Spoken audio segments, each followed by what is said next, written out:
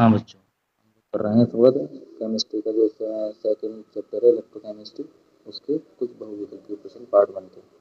अब देखिए ये क्वेश्चन है 7वां। 3 धात्विक धनायनों एक्स वाई जेड के मानक अपचयन विभव कितने हैं, ये दे रखे हैं आपके पास में। संबंधित धातु का अपचयन क्षमता है। अपचयन का मतलब जानते हो क्या? इलेक्ट्रॉन क्या हो रहा है, उसके त्यागे जा रहे हैं, नहीं ग्रहण करे जा रहे हैं। देखो ए, तुम तो ये बना के देखा करो सबसे पहले। बी, तो ए ने अपने इलेक्ट्रॉन त्यागे तो प्लस चढ़ गया। अब वो इलेक्ट्रॉन बी ने ग्रहण करे होंगे तो उस पर क्या चढ़ गया, माइनस चढ़ गया। तो अब इसका हम मतलब देखिए जरा, ए ने इलेक्ट्रॉन त्यागे और बी ने इलेक्ट्रॉन ग्रहण करे, तो इसका मतलब ए का क्या हुआ, ऑक्सीकरण, और बी का क्या हुआ, अपचयन। तो जो जितनी जल्दी इलेक्ट्रॉन त्यागेगा उसकी अपचयन क्षमता उतनी अधिक होगी। तो उपक्रम क्या है, ऊपर से जैसे जैसे नीचे को आते जाओगे वैसे वैसे आपकी अपचयन क्षमता अधिक होती जाएगी, यानी इलेक्ट्रॉन ग्रहण करने की प्रवृत्ति बढ़ती जाएगी। चलो देखते हैं, ईसीएस के हिसाब से चलते हैं। सबसे ऊपर कौन आते हैं, नेगेटिव आते हैं, पहले भी बताया जा चुका है, माइनस 3.03, फिर उसके बाद -1.18 और उसके बाद प्लस 0.52। क्रम लगाना, क्रम क्या होगा, 3 वाई का हो गया, उसके बाद क्या होगा 1.18 जो होगा वो जेड का होगा, और 0.52 जो होगा वो आपका एक्स का होगा। क्लियर। अब इस आधार पर अगर हम देखें इलेक्ट्रॉन ग्रहण करने की प्रवृत्ति यानी कि अपचयन क्षमता जो है वो सबसे ज़्यादा किसकी है, एक्स की, उससे कम किसकी है, जेड की, और उससे कम किसकी है, वाई की। सही है, इसी क्रम में तो सबसे अच्छी अपचयन क्षमता क्रम है। अभी कौन सा क्रम है, सबसे अच्छी किसकी है, एक्स की, उससे बेकार है जेड की, और उस सबसे बेकार किसकी है, वाई की। तो क्रम ऐसे करके। अब ये ऑप्शन देखो, इनमें से कौन सा ऑप्शन है, X Z Y, X Z Y, X Y Z, X Z X Y, Y Z X, Z Y x.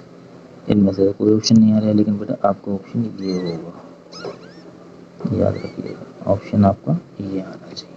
सही। अगला क्वेश्चन करते हैं आपका, 4 धातुएं ए बी सी डी के मानक अपचयन विभव क्रमशः इतने वोल्ट, इनमें से कौन प्रबल अपचायक होगा। अपचायक वही ईसीएस देखो, सबसे पहले ईसीएस में अपचायक कौन होता है, जो किसी का क्या कर दे, अपचयन कर दे। अपचयन करने के लिए खुद का इलेक्ट्रॉन त्यागना जरूरी है। तो ईसीएस में हम ऊपर से नीचे जाएंगे ना, तो अपचायक क्षमता क्या होती है, घटती है, और ऊपर है नेगेटिव और नीचे है पॉजिटिव। तो इनमें से देख लो सबसे ज़्यादा नेगेटिव कौन सा है, तो सबसे ज़्यादा नेगेटिव आपके पास दिख रहा है -3.06 यानी ए सबसे ज़्यादा नेगेटिव होगा, और सबसे ज़्यादा नेगेटिव होगा तो इसकी अपचयन विभव इसका प्रबल क्या होगा, ये अपचायक होगा। तो ऑप्शन कौन सा सही आ रहा है, ये वाला सही है। अगला देखते हैं, अगला देखें आप क्वेश्चन। अगला क्वेश्चन है आपका, CuAg Fe व Zn में कौन सी धातु शेष सभी को उनके लवणों के से विस्थापित कर सकती है। तो रूल वही है पुराना वाला, ऊपर से नीचे जाते हैं, जो ऊपर रखी हुई धातु होती है वो अपने से नीचे रखी हुई धातु के लवण से उसको विस्थापित कर देती है। क्रम अगर हमें पता करना है तो देखो भैया Zn सबसे ऊपर आता है, उसके नीचे Fe आता है, उसके नीचे Cu आता है, और सबसे नीचे Ag आता है। सही है। अब क्रम में देख लो कौन सी धातु शेष सभी धातुओं, तो जिंक जो है वो सभी धातुओं को विस्थापित कर सकती है, क्योंकि जिंक सबसे ऊपर रखा हुआ है। तो ऑप्शन हमारा कौन सा हो गया, जिंक हो गया। सही है बेटा।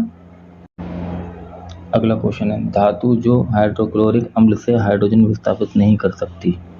तो हाइड्रोक्लोरिक अम्ल से हाइड्रोजन विस्थापित नहीं कर सकती, तो इसका रूल सिर्फ भी ईसीएस से निकल के आएगा। ईसीएस की श्रेणी में कहीं पर एक बीच में हाइड्रोजन रखा होता है। अगर हाइड्रोजन से ऊपर की धातुएं हैं वो बड़े आसानी से हर अम्ल में से हाइड्रोजन को विस्थापित कर देती हैं, और जो नीचे की धातुएं हैं वो नहीं कर सकती। तो आपकी नीचे की धातु केवल एक यही है, कॉपर। बाकी जिंक भी ऊपर है हाइड्रोजन से, मैग्नीशियम भी ऊपर है, एल्युमिनियम भी ऊपर है। तो कॉपर ऐसा नहीं कर सकती हाइड्रोजन को विस्थापित। सही है।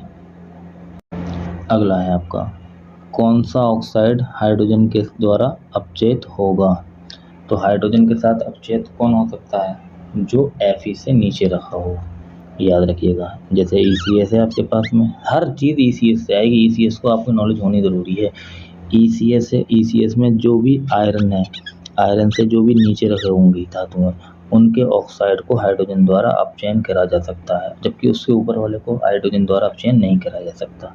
तो आयरन से नीचे केवल एक ही धातु दिख रही है आप लोगों को, वो है आपकी सिल्वर ऑक्साइड। तो सिल्वर ऑक्साइड से आप आसानी से कर सकते हो, यानी ये रिएक्शन कुछ ऐसे होगी, Ag2 ये रिएक्शन अगर हम हाइड्रोजन से करा दें H2O से तो ये बन जाएगा H2O प्लस अलग निकल जाएगी Ag। सही है, Ag का ऑप्शन हो गया ना, हो गया Ag यहाँ प्लस की हो थी और यहाँ पे आ गई 0। तो ऑप्शन कौन सा सही है? Silver oxide. कॉपर ऑक्साइड होता वो भी हो जाता, जो भी हाइड्रोजन आयरन से नीचे होगी, आयरन से नीचे वाली सबके साथ ये रिएक्शन कर सकती है हाइड्रोजन। सही है। अगला क्वेश्चन है आपका, किस धातु को जल की क्रिया से सामान्य ताप पर संभव है?